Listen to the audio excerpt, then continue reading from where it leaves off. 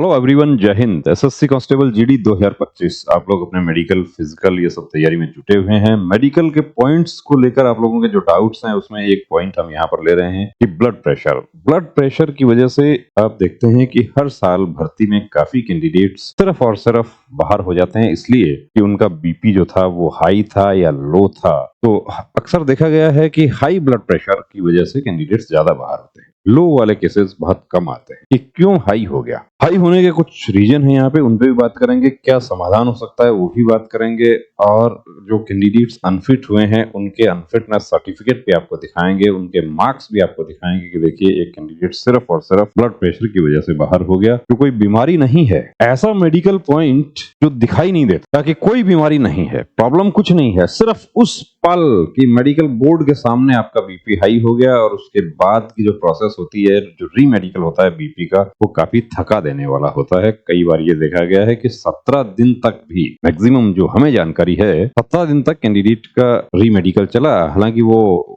Last में fit हो गए तो कहते हैं ना कि मंजिल पर पहुंचकर करूंगा मैं रास्ते की मुश्किलों का जिक्र। मंजिल पर पहुंचकर रास्ते की तकलीफों को भूल जाता है इंसान। फिट हो गया। अब नॉर्मल रेंज क्या है? बीपी एक ऐसा मेडिकल पॉइंट है जो नजर नहीं आता लेकिन आपकी सारी मेहनत बेकार कर। कोई ऐसा नर्वस है या कोई ऐसा इशू है, सामने दिखाई देने वाला पॉइंट है, ब्राकीमेटाटार्सिया है, तो लेकिन ये दिखाई नहीं देगा, पूरी तरीके से नॉर्मल दिखाई दे रहे हैं। लेकिन जब मशीन से मेजर किया जा रहा है उस समय वो बढ़ गया या कम रह गया। तो कारण देखिए, स्ट्रेस सबसे बड़ा कारण। हाई मार्क्स जिनके रहते हैं, पिछली बार जिनके 160 के आसपास थे या ऊपर थे, उसमें कुछ कैंडिडेट्स की हमें जानकारी है जो बीपी की वजह से सिर्फ बाहर हुए।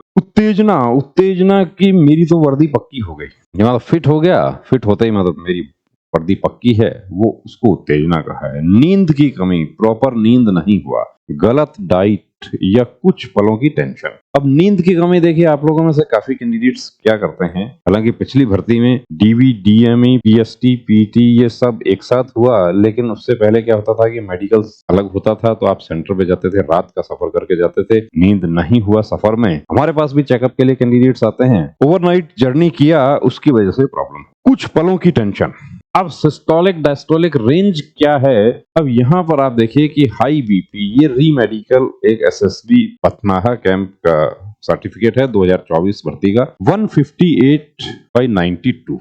कितना रेंज होना चाहिए? जो आप जीएस में पढ़ते हैं कि 120/80। mmHg क्या है? Millimetres of mercury. मरकरी ये Hg है, वो केमिकल साइन है मरकरी का, और mm मिलीमीटर्स। नीचे का रेंज क्या हो सकता है? 160 हो सकता है, ऊपर का 140/90। लेकिन अक्सर ये देखा गया है कि 140/90 हुआ उसमें भी पॉइंट डाल दिया, 160 में भी पॉइंट डाल दिया। यहाँ आप देख रहे हैं कि सिंगल रीडिंग ये आया। अब डीएमई अफसर क्या करते हैं, डिटेल मेडिकल में एक ही रीडिंग लेंगे। कुछ मेडिकल बोर्ड 2 रीडिंग ले लेते हैं, लेकिन यहाँ पे सिर्फ एक रीडिंग लिखा गया है। और ये मेडिकल गाइडलाइन क्या कहती है उसके बारे में पेज नंबर 50 या कहेंगे 48 पर आप देखेंगे कि दोनों आर्म्स से नापा जाना चाहिए, कितने इंटरवल्स पर नापा जाना चाहिए, कितने रीडिंग्स किए जाएं कि आप उसके बाद आपका फाइनल रिजल्ट दिया जाए, क्या उसका एवरेज निकाला जाए, आपको रिलैक्स करने के लिए कहा जाएगा। ये एक कैंडिडेट हैं जो कि एसएसबी लखनऊ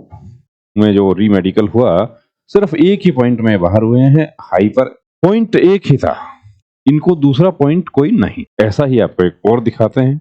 ये देखिए HTN, शॉर्ट में इसको STN लिखा जाता है। ये जोधपुर का रिपोर्ट है। और हाइपरटेंशन, ये री मेडिकल बोर्ड है। 24 आवर बीपी रीडिंग एवरेज लिया है 142/98 मिलीमीटर्स ऑफ मरकरी, और readings and report attached. ECG यहाँ पे इनका किया गया है, वो नॉर्मल लिमिट में आया, लेकिन ब्लड प्रेशर बढ़ा हुआ है। ईसीजी नॉर्मल है, इसका मतलब इनको हार्ट से रिलेटेड कोई प्रॉब्लम नहीं है, लेकिन बीपी बढ़ा हुआ आ रहा है। जो रीडिंग्स लिए गए 24 आवर्स में, वो नॉर्मल रीडिंग्स से बाहर जा रहे हैं। इन कैंडिडेट का स्कोर आप देख लीजिए। राजस्थान के जो कैंडिडेट है 158.09919। इस मार्क्स पे कौन सा फोर्स इनका पक्का था, यानी कि जो भी पहला चॉइस था इनका वो कंफर्म था। तो क्या समाधान हो सकता है?